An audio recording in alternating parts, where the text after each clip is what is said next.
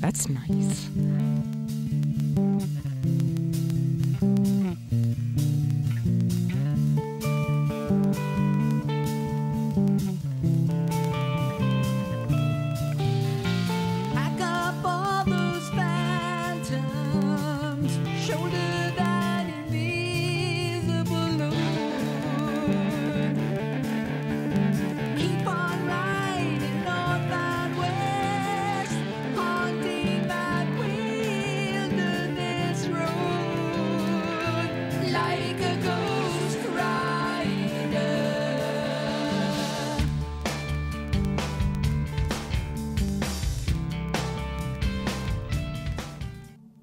Please note that the views expressed on this program are those of the individuals who speak them, and not necessarily those of Portsmouth Community Radio, its Board of Trustees, members, volunteers, or underwriters.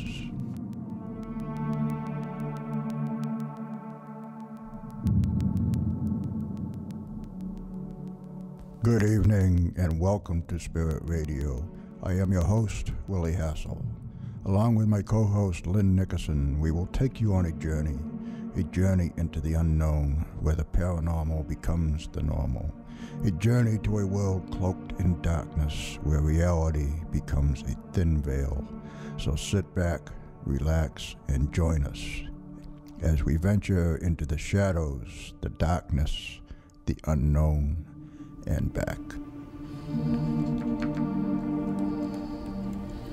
And good evening once again, and welcome to Spirit Radio, the Paranormal Experience. I am your host, Willy Hassell, your gatekeeper to the dark side, your guide to the realm of the unknown, the unseen, the unthinkable. And as always, she is the lovely, she is the mystical, she is the mysterious. She is Lynn Nickerson, and she is here. Yes. How are you doing, Willie? I'm doing all right, Lynn. How are you doing? Good, just fine. Getting some warmer weather. It stopped raining. It's a little bit warmer. Well, it's heading in the right direction anyway. Yeah, it's heading in the right direction, yeah. Yeah. I think there is hope that spring will come someday. Well, it's supposedly here, technically speaking. Well, yeah, it started at 6:45 last night, and then at 6:50 it started snowing. So, I mean, if you want to call that spring, you just go right ahead and do so. Okay. So you can sit there and you can think about spring and all the flowers blooming and the snow falling, and I'm going to introduce tonight's guest. And tonight's guest on the show is Shane Sirois. And with over 25 years in the paranormal field and hundreds of investigations to his credit, Shane is one of New England's top paranormal investigators. And Shane has also had first-hand experiences with the paranormal since he was just a young boy. And he has devoted his life to helping other people understand and cope with their own experiences. And joining us in the studio again for his second visit to Spirit Radio, the Paranormal Experience, welcome Shane Sirois. Welcome, Shane. Good evening. Thanks for having me. It's a pleasure. I'm glad to be back. I loved it the first time, so. It's nice to have you here. Well, you know, we could briefly review your experience. I was thinking of doing that just in case some of the listeners don't know what you've done, and maybe speak a little bit about your youth.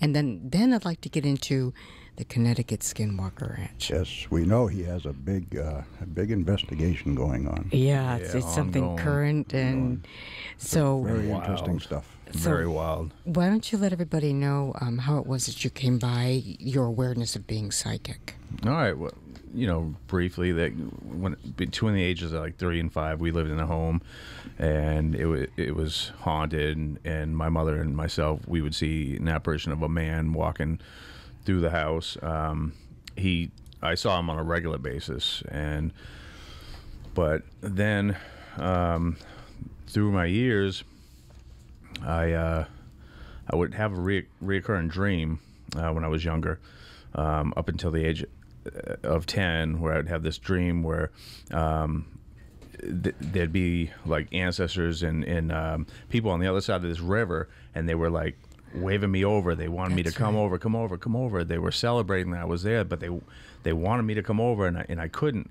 ever get over there. I was always like pulled into, away from there, and told me I couldn't get over there. So then when I turned the age of about 10 and a half, I got sick, and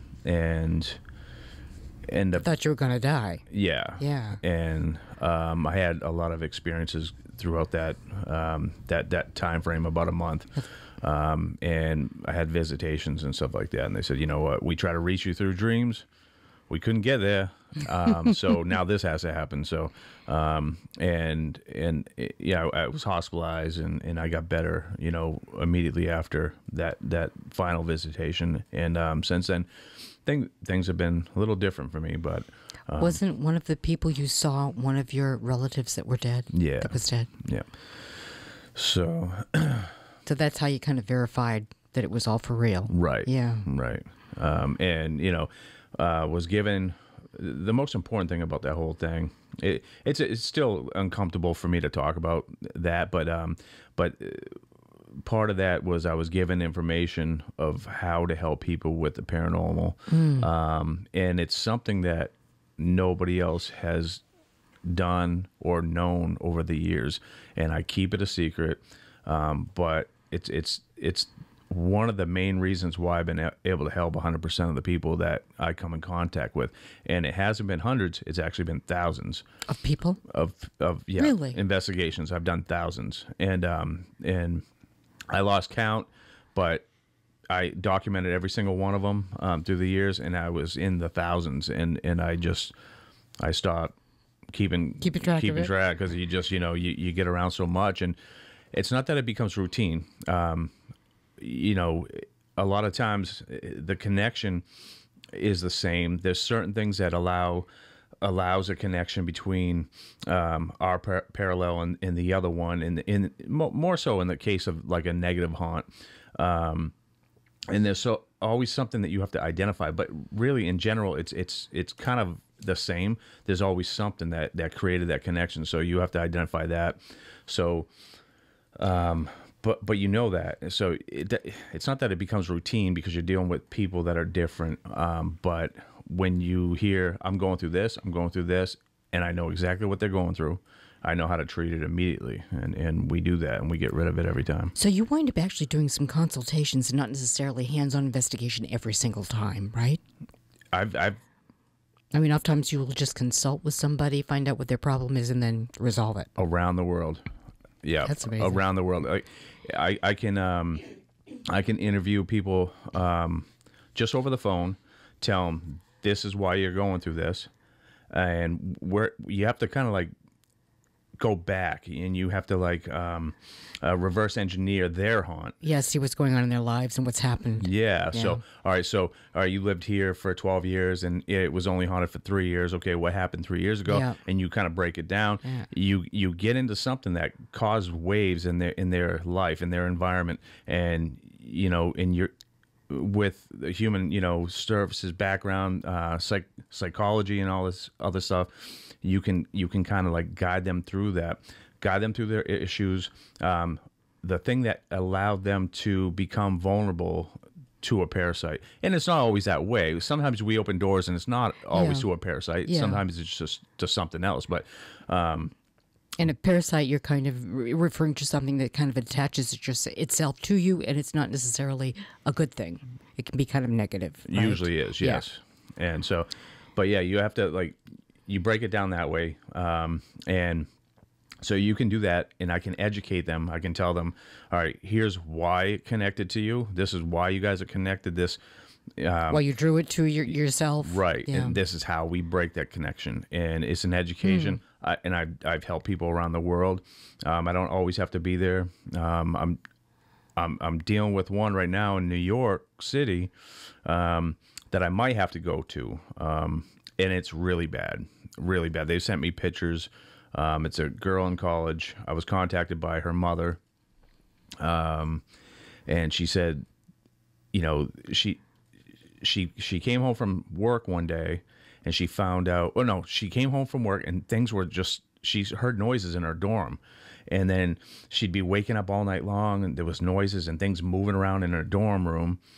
And then she found out the next day that her roommate had friends over and they were using the Ouija board.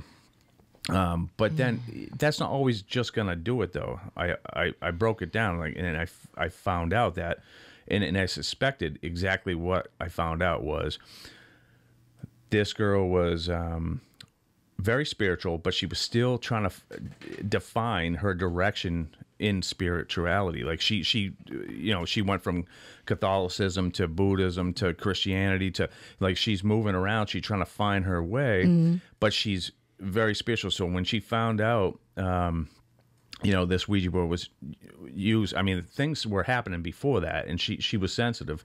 But I think once she actually found out that this Ouija board was used, it was almost kind of like this trauma. Like, it really kind of like impacted her in such a way that it controlled her internal dialogue, and she got freaked out by it, because this was her sacred space kind of thing, and she didn't know how to deal with that, and so it heightened that. It fed into this connection, and she sent me a picture probably a week ago.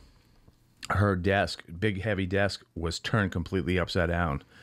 She woke up to her roommate was already gone. She woke up to hearing glass breaking and just crashing and banging, and this big giant desk was tipped completely upside down. That's frightening. And and it's the way it's impacting her is what I'm afraid of. And I've educated her. I told her how it works. Her mother's actually very intelligent, and gets it. And this girl is also, but she's still young. Yeah. So she needs to find faith in that, and like I said, she's still kind of reaching in what path she wants to take in her belief system and stuff like that. So had she or someone else in the room been like doing cards? No, it was just it could be. I mean, they may have. We don't know. But the only thing that was admitted to her was the Ouija board. And we go ahead. Since you brought up the Ouija board, I'd kind of like to know what is your opinion on it. Do you think a Ouija board itself actually has any negative power, or is it it's just a tool? It's how you use intent? I mean, the people that are using it believe that it's going to bring in something. Yeah, I studied the Ouija board for many years. I started actually as a teenager studying this thing thoroughly, and I've always had a mechanical aptitude from before I was 6-7 years old. I'd get a radio for Christmas, and I'd try to take it apart, figure out how it worked. So as a teenager, I did the same thing with the Ouija board, in a sense, and I did that through many years after that. The Ouija board is not some magical, mysterious thing that just, allows spirits to come through. What it is, it's a tool that gets your attention on the subject of the paranormal. If you control, if your internal dialogue is focused on the possibility of an interaction, then you are inviting in, you are allowing that door to open up. And so you can make a Ouija board out of, paper. You can make a Ouija board out of anything. You could just draw it on the table. Yep. So really, it's nothing more than just another tool. It's no different than a recorder trying to get EVPs. Same thing. Yeah. Or a video camera trying to get video. Yep. It's just it has a bad rep. Yeah. It's and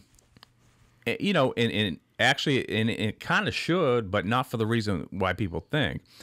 You can try to burn the board all you want. It doesn't matter. That's not so when people do that, they'll snap it, they'll burn it, they'll do whatever they want because they think it's the board that's evil. It's not the board that's evil.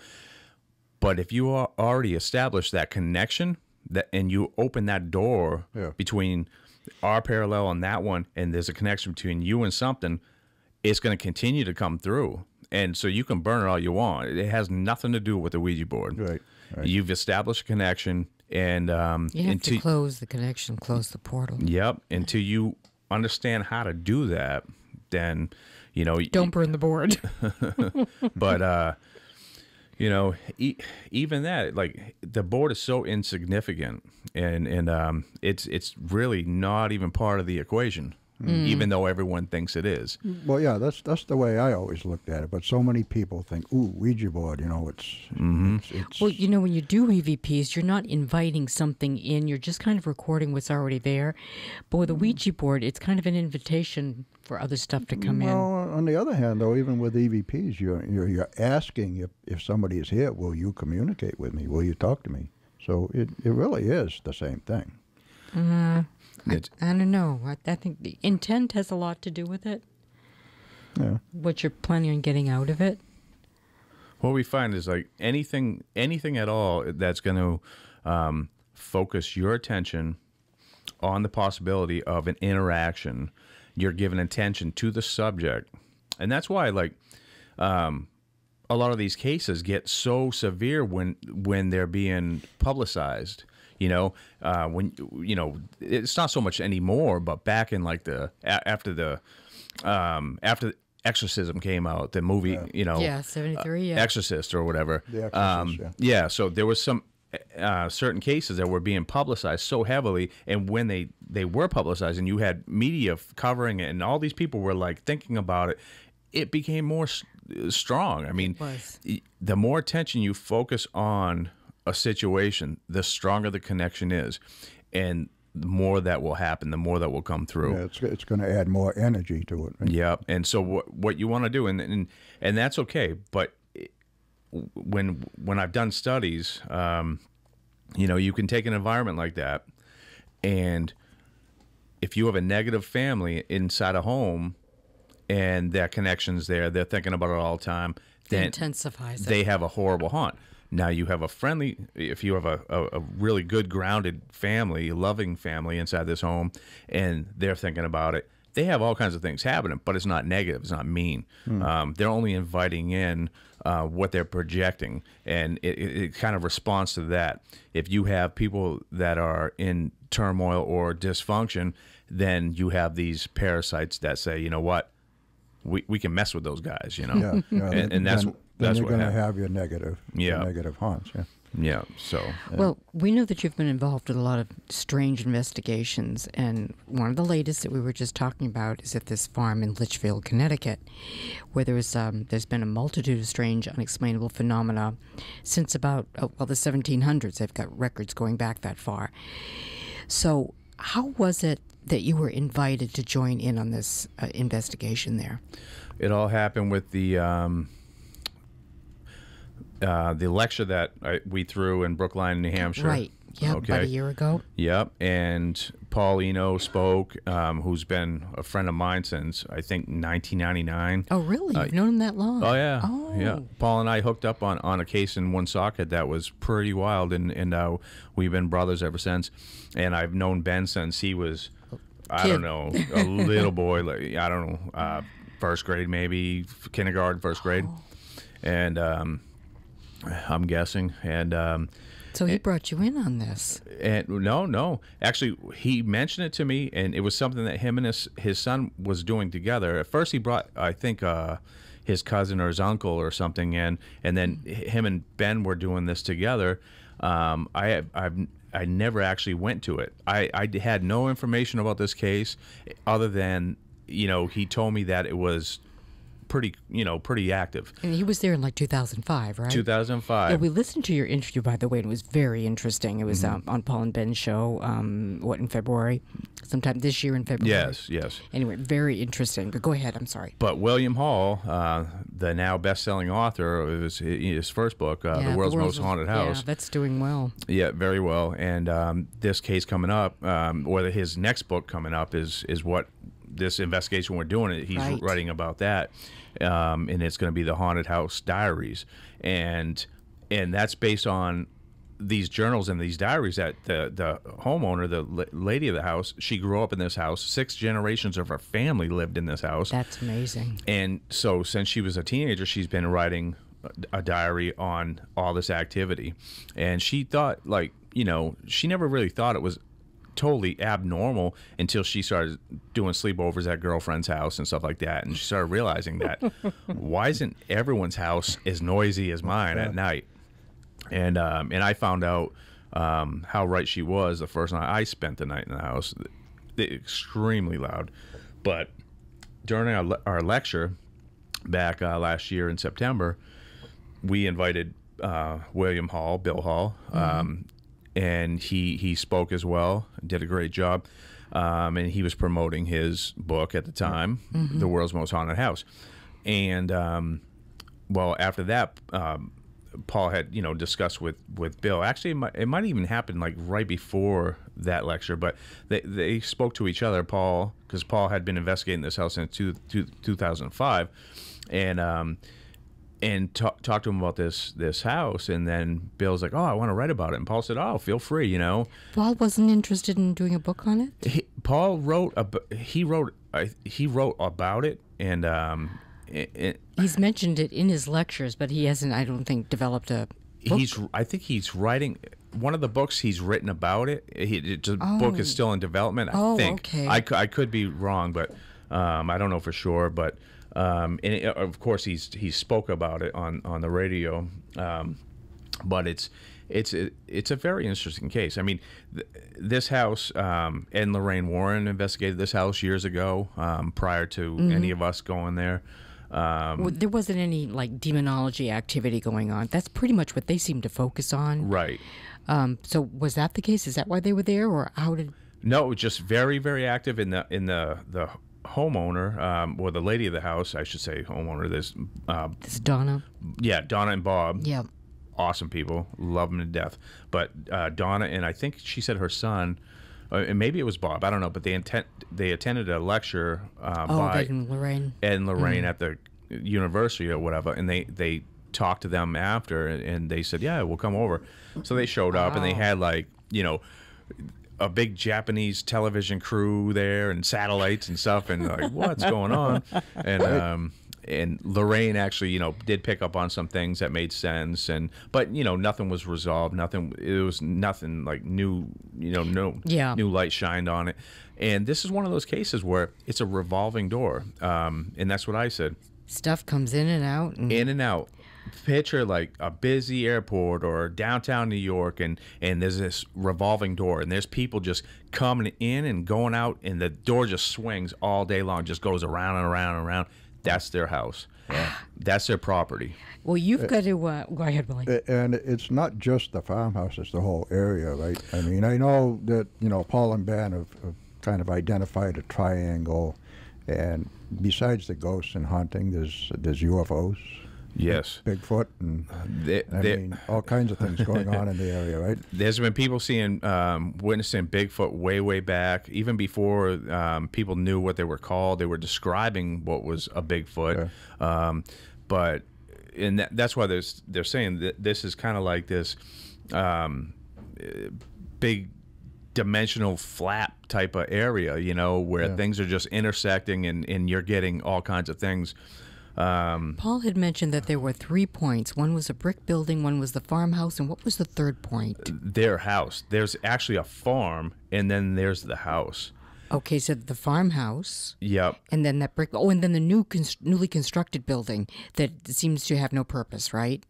Wasn't that one of the other points? Where the silos are? There's a place where there's an antenna on the brick house. Yeah, there's a. And you have to excuse me, I don't have all the details because I asked them not to tell me anything. Okay. So you might have more information than I have. But well, he had mentioned it on the radio show. There were 3 points of the triangle. One was the house. One was that newly constructed building built by the military, evidently. There just seems to be no purpose for it. That was the farmhouse. And they tore down part of it, and they left like one silo, and they built some other shiny rooftop thing to kind of hide. Well, where does Donna live then? She lives in a home on the property, but it's not the old farmhouse. Is that right? Right. It's an old house. It's not the old farm, though. It's not the farm property. Oh, all right. So it's just within this area. Yeah. Okay, I got it. But there's what we just found out is the this farm, which is now seemingly, we don't know for sure, but it looks pretty sure that this thing is like a military base, like a secret military base. The new building. The farmland. The whole farmland. And it has the same name as a military base in Connecticut, the same name. But I guess if you approach this drive to get to this place, you're approached by these vehicles telling you to get out. There's black helicopters flying over Donna and Bob's house. Yeah, didn't she say that's pretty much of a daily? Yep. Thing? She says not so much during this past winter, but yeah, prior to that, all the time, going back and forth, but going towards that area of this place. Well, how much of the property do they own now? They own a portion of what's within this triangle. Is that right, Bob and Donna? They own the property that they reside on. There's 6 generations of their family.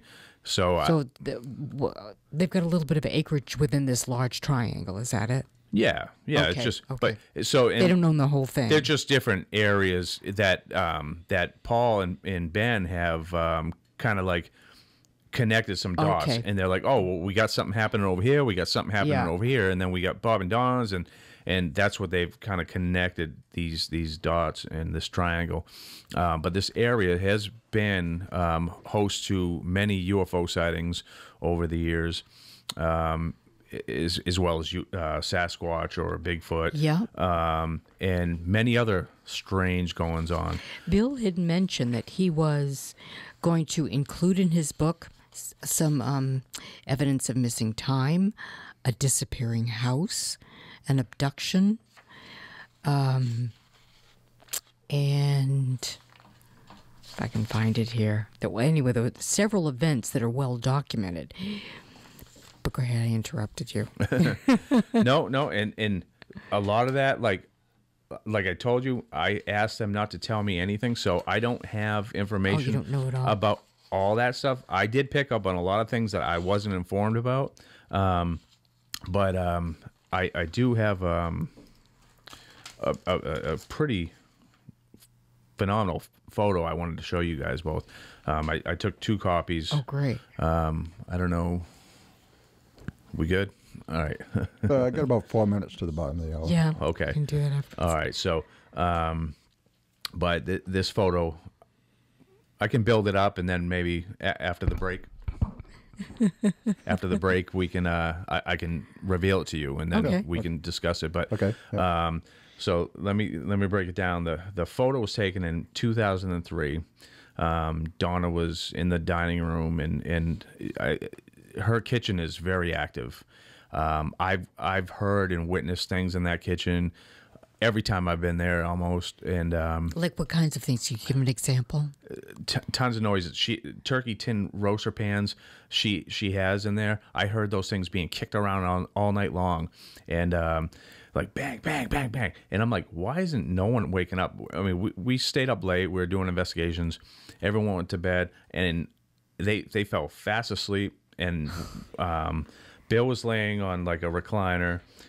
He had a photographer there, Ray, who's a fantastic guy. He was there. He was on a military cot. I was on a military style cot, and that didn't kick it off. I'll get more into that after. But I heard these turkey tin roaster pans kicking around every time I go there, and she's got 2 of them, and they're on top of her cabinets in her kitchen. And every time I go there, they're more dented and smashed in than the last time I was there. So, but she was in her dining area, I believe, from the angle, and she was compelled to take a photo in that direction. And what you have is you see like a drag of there's a light of the kitchen, the light, the ceiling light, and it's like dragged, and then there's another. It's almost like a double exposure in the middle of the photo where you can see like one image over the other, but everything in the outer perimeter is fine. So it doesn't really make sense if it was like a shutter that kind of like got stuck or that was delayed or whatever. It doesn't really make sense in that area. But so Paul must have posted this somewhere on his website. So when I did the radio show on, 3 weeks ago, or 4 weeks ago, and maybe, I don't know. It was in February, I think. Yeah, sometime. I'm losing my mind. Yeah. But when William Hall, Bill Hall, and I were on Paul and Ben Eno's show, Behind the Paranormal, a listener from Colorado wrote in to Paul and said, "Hey, how come you guys never mentioned the gray alien standing in the kitchen?" What? And this photo was taken in 2003. It's been in Paul's hands since 2005. No one's noticed it. I seen the photo briefly at a presentation that at the lecture. I think he showed it real quick. And then once it was pointed out, I was like, wow. So that's what I want to reveal after the break. Okay. And I know the listeners can't see it, but maybe we can hold it up to the camera here. And, We can put it on YouTube. Maybe somebody on YouTube will be able to see it. There's some mention of people having seen individuals in period dress. Did you get to see any of that? Yes, I did. I've seen apparitions in that house.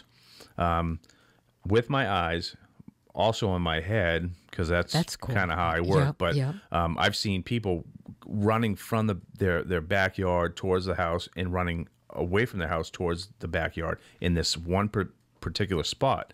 The same spot I found out that Mark D'Antonio, member of MUFON, very intelligent guy. When he was there during the summer, he found a spot in the ground he thought sounded hollow, and he goes, it sounds hollow, when he's like stepping on it. Yeah, that's the same spot that I see them in my head running back and to and from. And what is it you see? A boy? I see several nationalities, several races. Really? Yep, and all time periods, back and forth. But I also have seen apparitions at this house.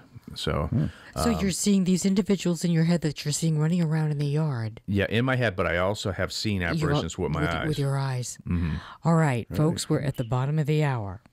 And we're going to have to take a break here, and then we're going to come back, and Shane is going to tell us about what he's seen, and we're going to tell you what we've seen in the photo. What?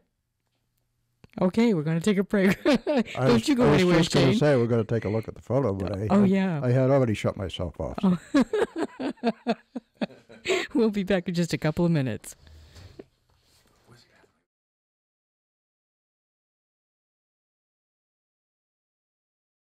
Magazine provides support to Spirit Radio, The Paranormal Experience. It is the magazine's goal to bring every aspect of supernatural news and research from around the world under one roof to create a universal platform for all those interested in the supernatural. More information is available at supernaturalmagazine.com. You are listening to Spirit Radio, The Paranormal Experience on WSCA 106.1 FM, and we'll be right back after this short break.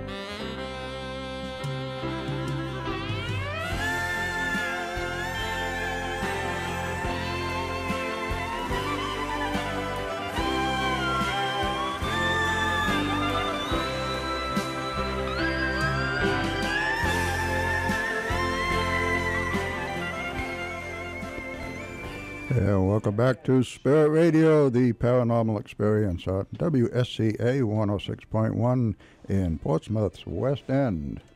And let's see, from the programming on Portsmouth Community Radio is made possible by you And by Living Innovations, helping Seacoast seniors and people with disabilities to lead full and happy lives at home and in the community. For more information, visit livinginnovations.com. And from the community calendar, celebrate all things solar at the Solar Powered Music and Arts Festival on April 26th at the UNH Fieldhouse. Enjoy an afternoon with friends, family, and live music. Activities will include hula hooping, bubbles, canvas, painting, henna, and lots of dancing. Check out the booths for sustainable business and UNH student organizations. Lots of fun things for you to do. This event is free and open to the public, and all ages are welcome. For further information, available online at facebook.com/UNH Solarfest. Are you going to go for the hula hooping? Oh, that's fun. Okay, I'll see you there. It's good for whittling the waist down. Whittling the waist. We've got an upcoming guest list here. Starting with March 28th, we're welcoming Ray Jordan from the TV series Haunting Australia, which will premiere this coming Tuesday on March 24th on the Sci-Fi Channel. And he's the UK member of the team, and he also appears on ITV's Paranormal 5, which I haven't seen yet, but I'm going to see that before he gets here.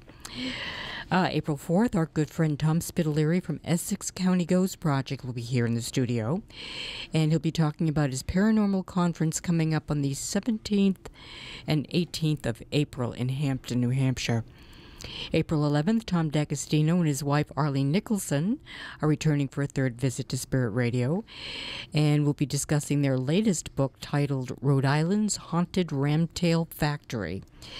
We'll explore the histories and mysteries of this now-defunct weaving mill in Foster, Rhode Island. April 18th, more friends of ours from the Connecticut Paranormal Research Team will be here. It'll be Christine LeClaire and Dan Peer. And we'll be taking time out. They'll be taking time out of their busy schedule to update us on their latest investigations in the Connecticut area.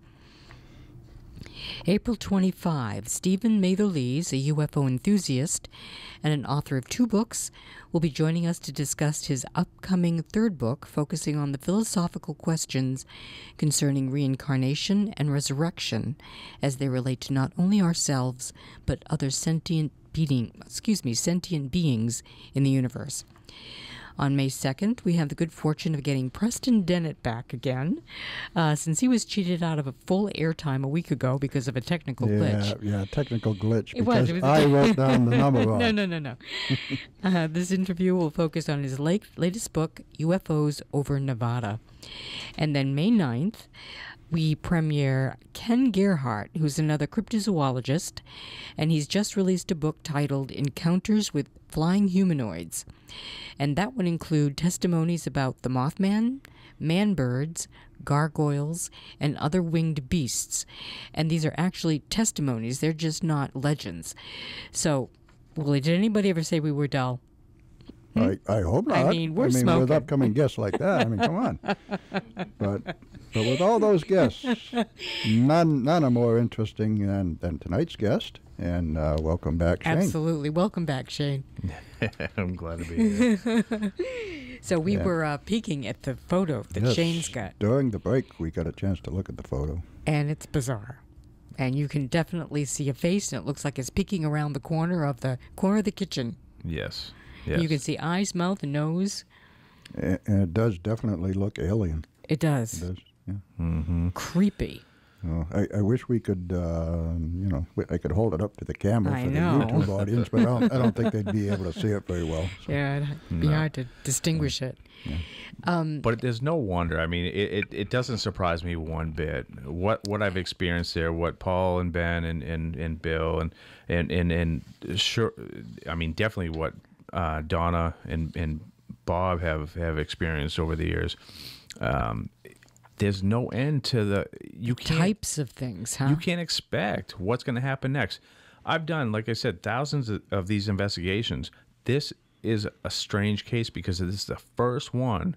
The closest one I can think of was also in Connecticut, and the family had lived there, I think, for only like 12 or 14 months, and they had counted 25 apparitions.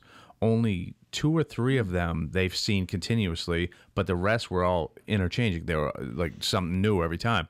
But this case, they're witnessing all kinds of things. You know, you're getting cryptids and Bigfoot and UFOs, and now the military's involved in the area, and the military is investigating this area for a reason. Yeah. There's a strange crossroads here. There is a flap. There is this dimensional interface or intersecting. Of intersect planes. that's happening. Yeah. These parallels are colliding, ripples or whatever, but it's allowing all these strange things to come through and to happen, and the military's in the area for a reason, and they wouldn't be there if they didn't think something was really going on. It's almost like they want to hijack that energy field and use it to their own own purposes. Just to go back over, the last time I was on the show, I found that well over 90% of the cases I've done that are regularly that are haunted on a regular basis, that we just don't have activity like once a month or once every 2 months, but where it's happening all the time, every single one of them have a water body nearby, usually a river or stream. This house has 3. 3 of them. 3 rivers pointed towards the house. One is more of a still water at certain times of the year. And now what I found in areas of still water or marshes, sometimes those lands seem to be cursed, and there's a lot of unexplained deaths. Really? So there's lives being taken, but then on the other side where you have running water, there seems to be a lot of paranormal activity as far as apparitions and ghosts. But they have both. They have 2 rivers or streams that flow towards the house, and still water. The third one at one part of the year will run, but most of the year it's still. There's a lot of unexplained deaths. There's, well, not unexplained, but there's murders, suicides, murders. I mean, murder, suicides. It's in on that the property in that area. In that area.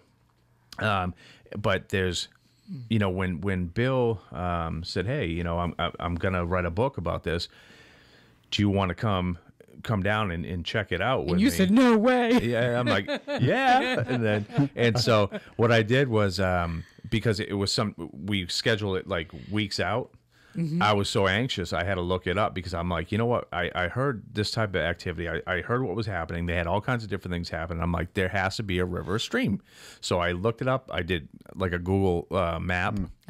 And there's three rivers pointed right at the house, and then they bend away, just like I said. I keep hitting this thing, so but I get excited, but no. So it didn't surprise me, and I actually wrote that. I printed out a picture of the Google map, and I wrote on it, and I took a picture of it and I sent it to Bill, and I'm like, 1 stream, 2 streams, 3 streams. No surprise here. No surprise. Yeah, no, and.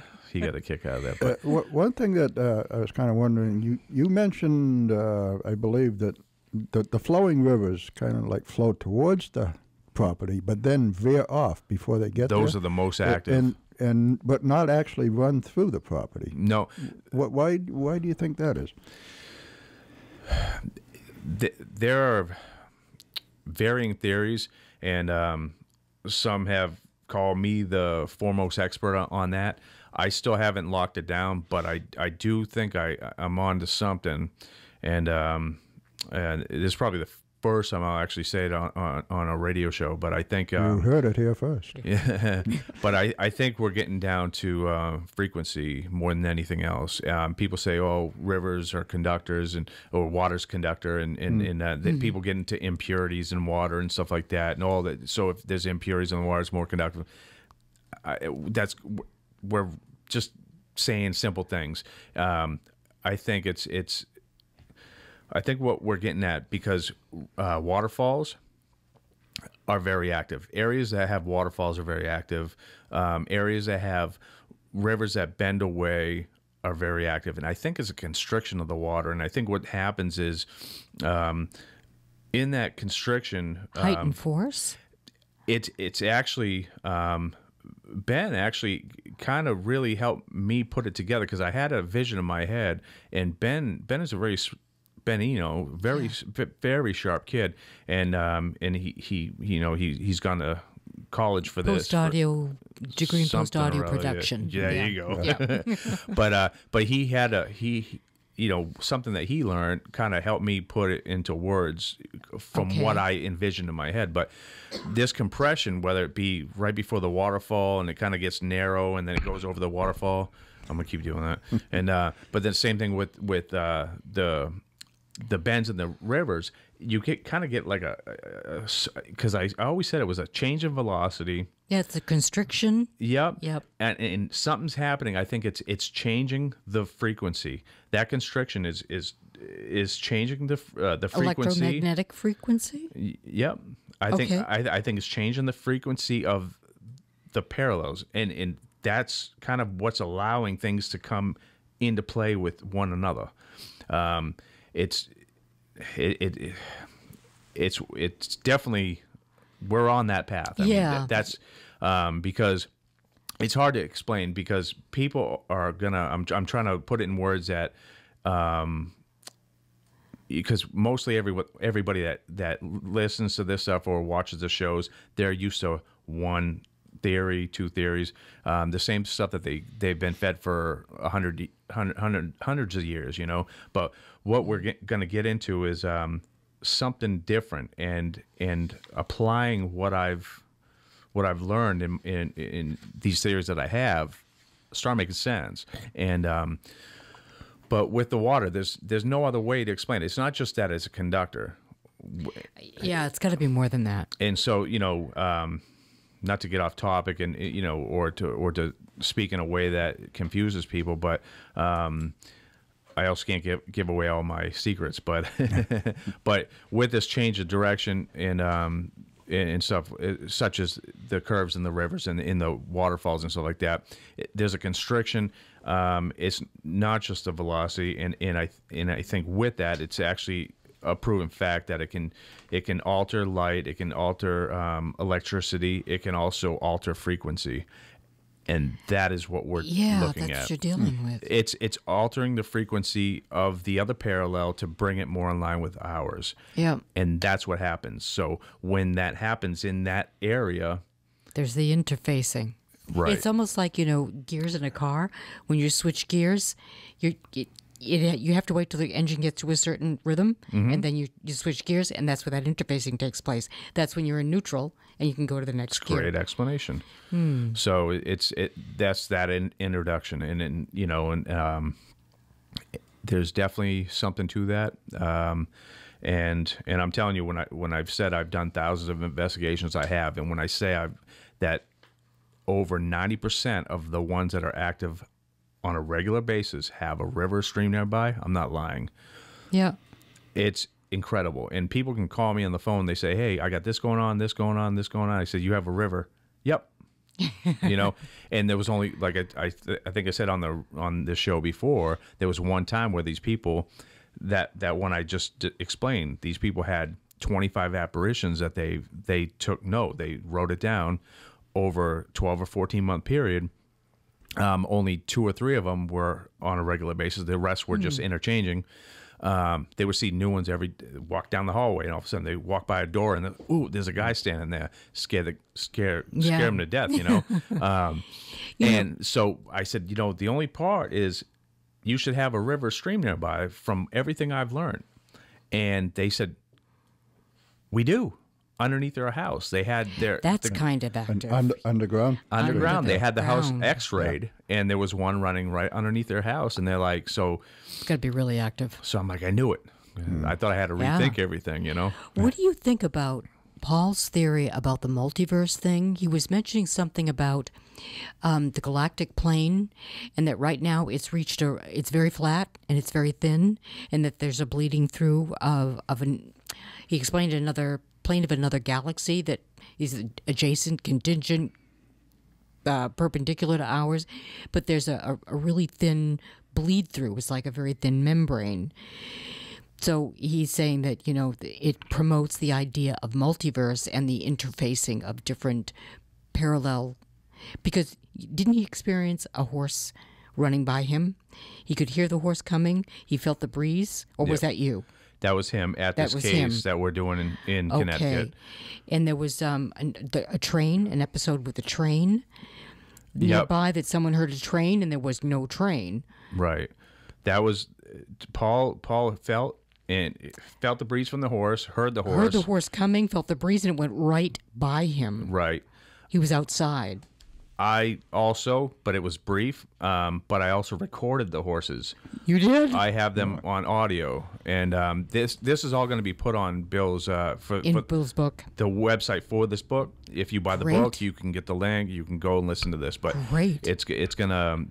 I have the clippity clop of the horses. Like every time I've been there, I've turned these recorders on. I got horses. That is amazing. But that's what I mean about that. Is a good example of the multiverse situation that Paul is promoting with this idea. What was it? My first time there. I think it was my first time. Yeah, my first time there. Bill was there, and he had already gotten there, and he had his friend and also the guy that was going to take some pictures and stuff, Ray. I won't even attempt his last name, but like I said, great guy. They were there, and I think Ray and I went outside real quick. I don't know if I had to grab something or whatever, but I sometimes just mumble things. It just come out of my mouth because I pick up ththings left and right. You know, I'm very scientific, and But you're still psychic too. A lot of impressions. Yeah. So you can't deny it. I mean, like you know, there's people on TV that just blow it up and they look foolish, and so I get the reason why it has baggage and people look down on it, but there's still it's got credibility, you know, or at least some people do, and so I didn't even think about saying it. Like I just blurted out. What did you say? About a railroad. About the train. Well, what did you feel? What did you sense? It was just, to me, it almost seemed foolish that I would think that. It didn't even dawn on me that I actually said it out loud until he told Bill when we got in the house. He goes, "Oh, Shane just said something about a railroad," and Bill's like, "What?" Because I didn't have any information. Yeah. Donna had seen. She'd look out her window. There's no train tracks near her house. There's nothing. But she looked out her window on several occasions, and it was like a train was going by. Toom, toom, toom, toom, toom, toom. You could see like the boxcars and the blur. She could see something, and she could hear. And was there ever a track there that you know of? No. Seriously? It's just a weird area. That is very. It's almost like it's a hologram. There's things that are happening that you just can't explain. They, feet hanging down from their ceiling in the living room, walking like they were walking on a floor, but they could see from the knees down. No, just you can't predict what goes on in this house. Walking from the ceiling. Walking, like they were upstairs and their feet were hanging through the ceiling. Exactly. You're kidding me. Exactly. That's strange. That is bizarre. In the basement, I know we're running. Yeah, we got about 3 minutes. 3 minutes. I seen. So I'll just kind of tell purge. us what you see. I seen my first visit there. I was down in the basement, and we had set up a piece of audio because we went down there, and I felt something real strong. I put up a piece of audio in this area. We went down to retrieve it, and there was a locker door, it was in the tool room. In the cellar? Yeah, it was in the cellar, and it was like the workshop area. There was a metal locker door that was opened up, and it was blocking our way into that workshop area. We all left together. Nobody went down there. This door was opened up after, and you had to. It didn't open freely. There was no way it opened on its own. It didn't open easily. You mean? No. Yeah. I tried it. Bill tried it. Bill's a magician. He tried to debunk it. I tried to debunk it. There was a good amount of pressure. So this thing opened on its own somehow, or not on its own, but with the help of something. With a little help, yeah. But in this area, in this workshop, that's where I said, you know what? There's something in here. I feel it. I feel male presence, and I felt it over in the area. And sure enough, he had opened this locker door. So I got a ton of recordings, audio recordings in there. We got the name Harry. Harry hit it. Harry hit it. And sure enough, there was a Harry that may have even helped build this house that was related to the family and actually lived there, Harold Wilcox. So, you know, but also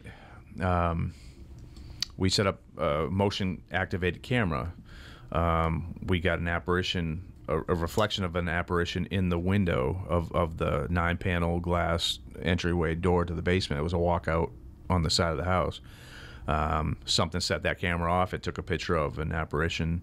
What did it look like? Just kind of smoky and cloudy, or did it have form? Wasn't real clear, but what it looked like is it looked kind of like a female, long hair, bangs. Sort of contemporary, or Could see the head. That's it. But I saw when we were discussing this one area where there was high EMF, because Donna had said that her daughter felt freaked out in this one area that used to be a bathroom. It's kind of like a breezeway in between two larger sections of the basement. Okay. And it used to be a bathroom, but now it's just a breezeway. And her daughter felt freaked out every time she got to this area. And I walked in this area and I could feel elevated amounts of EMF, electromagnetic. And I'm very sensitive to that, and I could feel it. So I told Bill, I said, remind me, I'm going to bring my detector down here and I'm going to show you something. So we went back up and I brought it down, and I was reading it. This thing's spiking. It's going way up, way down, way up, way down. Couldn't associate it with anything. I really thought there was going to be kind of like some old insulated wiring or something that was leaking, this, and I couldn't find an explanation for it, but I definitely felt it, and that's high EMF will stimulate paranoia in people. It also stimulates movement in your peripheral, shadowy movement in your peripheral. So a lot of people with old houses with uninsulated wiring, they'll feel that, but there was nothing to associate this with, just this land. But as right before we end up leaving this little breezeway to go back upstairs, I saw a man about 5'8", dark hair. I said it wasn't clearly. I didn't see him long enough to really describe what everything else he looked like, but he had dark hair, about 5'8", and he was wearing kind of like like denim looking type clothing. Heavy work clothes, sort of. Yeah, like olden type of work clothes, like farming clothes. Yeah, kind of like that. But it was so brief because I saw him because there was a piece of tool equipment, like a machine that was covered with a tarp, or at least that's what I think was under there. And so I saw him from the waist up, but dark hair. And he's there. He's the only set fixture besides the one in the den upstairs that I feel something's definitely there at all times. And it used to be a store too, and it almost feels like a clerk. Oh, really? That sits up in that den, just overlooking things. It feels committed to that area. But the thing in the basement seems more like to me like they're very solitary. Like they don't want no part of anybody. They're not harmful. They just don't want to be bothered. Want to be left alone. Left alone. Yeah. But everything else is a revolving door. You got things coming and going, coming and going, coming and going. The house was built in what, 1793? You would know. I don't know. I asked for no information. Okay. Do you know if it was built as a general store or as a residence?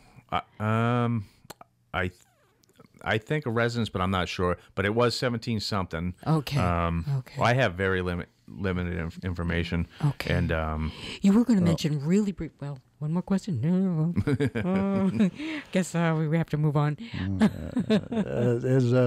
Just the show just isn't long enough. I know it is. It is definitely a very, very fascinating subject, investigation, and.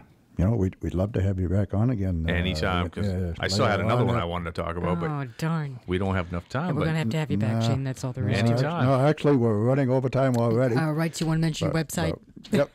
Mention your website. TrueGhost.com. You got any appearances coming up or anything like that? Or anything you want to mention? No. Just make it quick. Yep. Be quick. No, I'm good. You guys sign off. That's good. But thanks for having me. Oh, thanks so much for coming on. Thank you for coming, Shane. And that is Spirit Radio, the paranormal experience and for everybody, another week. And we will talk to you again next week. Well, let's hope so. Everybody have a good night. Thanks for listening.